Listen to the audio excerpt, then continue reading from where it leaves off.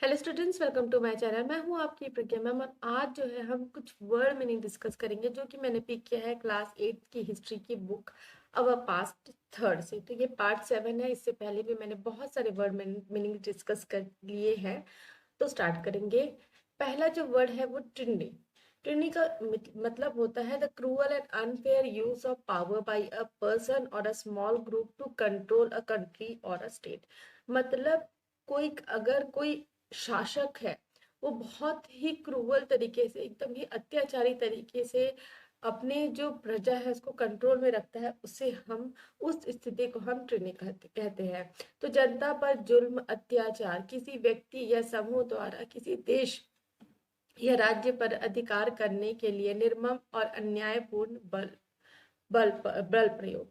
तो जैसे कि मैंने बताया कि अगर कोई राजा जो है अपनी प्रजा के ऊपर जुल्म करता है, अत्याचार करता है, इस तरीके से शासन करता है, तो ये जो स्थिति है इसे ट्रेनी कहा जाता है। नेक्स्ट है असॉल्ट। असॉल्ट का मतलब होता है a sudden attack on somebody or something। तो किसी के ऊपर अचानक से अगर हमला कर दिया जाए तो उसे हम असॉल्ट बोलते हैं। तो अचानक हुआ हमला, प्रहार या धावा। ठीक। इसका अगर वर्ब, ये नाउन फॉर्म हुआ, अगर हम वर्ब फॉर्म में देखेंगे तो अचानक हमला करना या धावा बोलना, वर्ब फॉर्म इसका ये होगा। तो एग्जाम्पल के तौर पे समझाया गया है, he was charged with assaulting a police officer. मतलब उसे दोषी ठहराया गया एक पुलिस ऑफिसर के ऊपर अचानक हमला करने के लिए। नेक्स्ट वर्ड है क्रिटिसाइज। क्रिटिसाइज का मतलब होता है टू से व्हाट इज बैड और रॉन्ग विद समबडी और समथिंग। मतलब किसी के बारे में बुरा भला बोलना, जिसे हम निंदा कहना बोलते हैं, आलोचना करना, करना बोलते हैं, किसी की निंदा या आलोचना करना। ठीक, किसी की निंदा या आलोचना करते हैं, हम किसी की बुराई करते हैं तो उसे हम क्रिटिसाइज बोलते हैं इंग्लिश में। तो सिंपल सा एग्जांपल दिया है, the doctor was criticised for not sending the patient to the hospital. तो यहाँ पे एक डॉक्टर है, उसकी आलोचना की गई, क्यों? क्योंकि उसने जो पेशेंट है उसको हॉस्पिटल में नहीं भेजा। नेक्स्ट है कॉर्सिव। कॉर्सिव का मीनिंग होता है रिलेटिंग टू और यूजिंग फोर्स और थ्रेट। ओके। तो सिंपल मीनिंग है इसका हिंदी में बलपूर्वक। ठीक है, बलपूर्वक मतलब हम कोई भी चीज कर रहे हैं उसको बहुत ही ज्यादा हम फोर्स लगा के कर रहे हैं, मतलब डरा धमका के कर रहे हैं, एकदम थ्रेट्स लाना। थ्रेट्स मतलब एकदम डरा धमका के करना। तो कोअर्सिव मेजर्स मतलब जिसे हम जबरदस्ती करवा रहे हैं या हम कुछ जो डरा डरा धमका के करा रहे हैं, तो कोअर्सिव मेजर्स। नेक्स्ट है किनशिप। किनशिप का मतलब होता है ब्लड रिलेशनशिप। तो they felt a kinship with the architects. तो उनका रिश्ता किससे है? आर्किटेक्ट्स के साथ में है, ब्लड रिलेशनशिप। तो रिश्तेदारी, नातेदारी, इसे किनशिप भी कहा जाता है। और अगर हम फुल मीनिंग में देखें तो ब्लड रिलेशनशिप। नेक्स्ट है कन्विक्ट। कन्विक्ट का मतलब होता है टू से officially in a court of law that somebody is guilty of a crime. मतलब किसी को दोषी ठहराना, तो न्यायालय या द्वारा अपराधी या दोषी ठहराया जाना। अगर कोई भी व्यक्ति है, उसका जो जुर्म है वो साबित हो जाता है, उसके बाद उसको क्या बोला जाता है? He has been convicted. Okay. तो एग्जाम्पल दिया गया है, he was convicted of armed robbery and sent to prison. मतलब उसको दोषी ठहराया गया, जो आम है, हथियार है, उसकी चोरी के लिए, उसके चोरी के लिए, और उसे जेल में डला दिया गया। उसके बाद नेक्स्ट है डडगरी। डडगरी का मतलब होता है हार्ड एंड बोरिंग वर्क, कठोर और उबाऊ काम। मतलब बहुत ही ज्यादा परिश्रम वाला काम है, एकदम मेहनत वाला काम है, और साथ ही साथ जो है बोरिंग भी काम है। मतलब बिल्कुल भी आपको इच्छा नहीं करेगी उस काम को करने के लिए, तो उस जैसे काम को क्या बोलते हैं? डडगरी। नेक्स्ट है रेबल। रेबल का एकदम ही आसान ही मतलब होता है बदला लेना। तो यहाँ पे दिया हुआ है, a person who fights against his और her country's government because he और she wants things to change. तो यहाँ पे दो में मतलब है, तो यहाँ पे रेबल का मतलब क्या हुआ, एक व्यक्ति जो लड़ता है, किससे लड़ता है, अपनी खुद की जो कंट्री की गवर्नमेंट है उससे। क्यों? क्योंकि वहां पे वो बदलाव लाना चाहता है, वहां पे वो चेंजेस लाने चाहते हैं। तो ऐसे व्यक्ति को भी हम रेबल कहते हैं। तो राजद्रोही, सत्ता विद्रोही व्यक्ति, परिवर्तन की इच्छा से राज्य शासन से संघर्ष करने वाला व्यक्ति। तो ऐसा व्यक्ति जो अपनी ही गवर्नमेंट के खिलाफ बात कर रहा है। क्यों बात कर रहा है? क्योंकि उसको उस गवर्नमेंट में चेंज लाना है। नेक्स्ट एक और मतलब होगा, a person who refuses to obey people in authority और टू एक्सेप्ट रूल्स। तो जैसे कि पहले वाले मीनिंग में क्या था, ऐसा व्यक्ति जो अपनी कंट्री की गवर्नमेंट के खिलाफ खड़ा होता है। क्यों? क्योंकि उसको चेंजेस लाना है। और यहाँ पे एक और व्यक्ति, ठीक है, इसका सेकंड मीनिंग है एक ऐसा व्यक्ति जो अपनी बात जो है, जो अपने लोगों की जो बात है उसको मानने से, अपनी अथॉरिटी की जो बात है उसको मानने से वो इनकार कर देता है। तो person who refuses to obey people in authority, तो जो भी लोग हैं, मुख्य लोग हैं, जो राजा महाराजा लोग हैं, जो उनकी अथॉरिटी है, उनकी जो उनका जो बात है उसको मानने से अगर कोई पर्सन मना कर देता है और उनके जो रूल्स है उसको एक्सेप्ट करने से मना कर देता है, तो उसे भी रेबल कहा जाता है।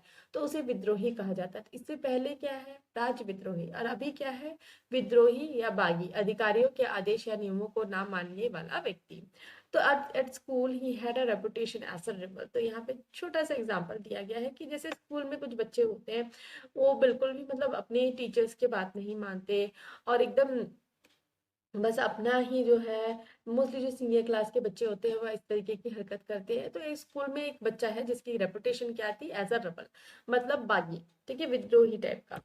और एक और मीनिंग है इसका, to fight fight against authority, society, law etcetera. तो अगर हम किसी अथॉरिटी, सोसाइटी, कोई भी अथॉरिटी है, कोई भी सोसाइटी ऐसे नहीं है कि जिसके हम अधीन हैं, उसके खिलाफ हम लड़ रहे हैं, सोसाइटी के खिलाफ लड़ाई कर रहे हैं, तो इन्हें भी लिबरल कहा जाता है। तो सत्ता, समाज, किसी कानून आदि के विरोध संघर्ष करना। तो एग्जाम्पल दिया गया है, she rebelled against her parents by marrying a man she knew that they didn't approve of. तो यहाँ पे एक लड़की के बारे में बात हो रही है जिसने अपने परिवार के खिलाफ जाकर शादी कर ली। तो she rebelled against her parents, मतलब अपने पेरेंट्स के खिलाफ उसने क्या है, एक विद्रोह ले आई, है ना। और और ऐसे इंसान से शादी कर ली जिसे वो एक्सेप्ट नहीं करते। नेक्स्ट है सेंटीमेंट। सेंटीमेंट के भी दो तीन मतलब होते हैं। तो सेंटीमेंट एक एटीट्यूड, एन एटीट्यूड और ओपिनियन दैट ऑफन कॉज्ड और इन्फ्लुएंस्ड बाय इमोशन। तो एक ऐसा एटीट्यूड, ऐसा भाव जो है, जो एक हमारा जो इमोशन होता है ना, जो विचार होते हैं हमारे, उससे उससे वो आते, उससे वो प्रेरित होते हैं। तो मनोभाव से उत्पन्न या प्रभावित कोई मनोवृत्ति या विचार। तो हमारे इमोशन से रिलेटेड जो कोई हमारे हमारे जो एक्सप्रेशंस में चेंज आते हैं, हमारे ओपिनियन में चेंज आते हैं, उसे हम सेंटिमेंट कहा कहते हैं। तो मनोभाव से उत्पन्न जो विचार है उसे हम सेंटिमेंट कहते हैं। तो his comments exactly expressed my sentiments. यहाँ पे एग्जांपल दिया गया है कि उसने जो कमेंट्स किए वो मतलब वही बात को एक्सप्रेस कर रहे हैं, उजागर कर रहे हैं जो मैं सोच रहा था, जो मेरे सेंटिमेंट से। नेक्स्ट है feeling such as pity, romantic love, sadness etcetera that is influence somebody's action or behavior sometimes inappropriate। तो कभी ऐसा होता है ना कि हमारे मन में एकदम दया की भावना आ जाती है, एकदम मतलब प्यार की भावना आ जाती है, एकदम दुख की भावना हो जाती है। क्यों? क्योंकि हम सामने वाले के कुछ एक्शन और बिहेवियर देख रहे हैं। तो इसे भी सेंटिमेंट कहा जाता है। तो करुणा, रूमानी प्रेम, विषाद आदि भाव जिनका व्यक्ति के कार्य आचरण पर प्रभाव पड़ता है, जो कभी कभी प्रसंग विशेषक में अनु, अनुपयुक्त लगता है। ओके, तो there is no room for sentiment in business. तो यहाँ पे एक एग्जांपल दिया गया है कि अगर हमको बिजनेस करना है तो हमको ये जो फीलिंग्स है, ये जो दुख का, सुख का, ये सारी जो फीलिंग्स है, किसी को सामने वाले को बुरा लग रहा है, ये सब चीजें हमको भूल के बिजनेस करना पड़ता है। नेक्स्ट है इरोड। इरोड है used about the sea, the weather etcetera to destroy something slowly. तो ज्योग्राफी में आपने इरोड वर्ड तो सुना ही होगा। तो जैसे कि समुद्र की लहरें आती जाती है या फिर वेदर कंडीशन के कारण जो ऊपर की जो सतह होती है वो खराब हो जाती है, जैसे कि आपने समुद्र में देखा होगा, लहरें आती हैं, लहरें अपने साथ जो पानी लेके आती है, उसके साथ साथ जो है, जो ऊपर टॉप लेयर होता है, वो भी उसके साथ बह के वापस चला जाता है। तो इस प्रोसेस को क्या कहते हैं? इरोड। ओके, जैसे कि अब सिंपल एग्जांपल में बारिश होती है, तो बारिश से क्या होता है, अगर बहुत तेज बारिश हुई तो आपके घर की मिट्टी है, जो ऊपर के जो पेड़ पौधे पत्ते होते हैं, वो क्या है, पानी के साथ बह जाते हैं। तो इस प्रोसेस को भी इरोड कहा जाता है। तो समुद्र, मौसम आदि का किसी वस्तु को धीरे धीरे क्षीण करना, अपरिचित करना। ओके, तो इसका एग्जांपल है the cliff has been eroded by the sea. तो एक छोटा सा क्लिफ है, क्लिफ आपने ज्योग्राफी में पढ़ा होगा, छोटा सा उभरा हुआ जो जगह होता है समुद्र के पास, वो क्या है, धीरे धीरे इरोड हो गया, ठीक, समुद्र के साथ में। तो यहाँ पे इतने ही वर्ड मीनिंग्स थे, और भी वर्ड मीनिंग्स है जो मैं आगे वीडियोस में लेके आऊंगी। अगर आपको मेरे ये वर्ड मीनिंग्स का एक्सप्लेनेशन अच्छा लगा है तो वीडियो को लाइक शेयर करें, कमेंट करके बताएं कि आपको कैसा लगा। और अगर मेरी वीडियोस पसंद आते हैं तो मेरे चैनल को सब्सक्राइब कर लीजिए, बेल नोटिफिकेशन को भी ऑन कर लीजिए, ताकि जब भी मैं नए वीडियोस डालूँ तो आपको नोटिफिकेशन मिल सके। Thanks for watching.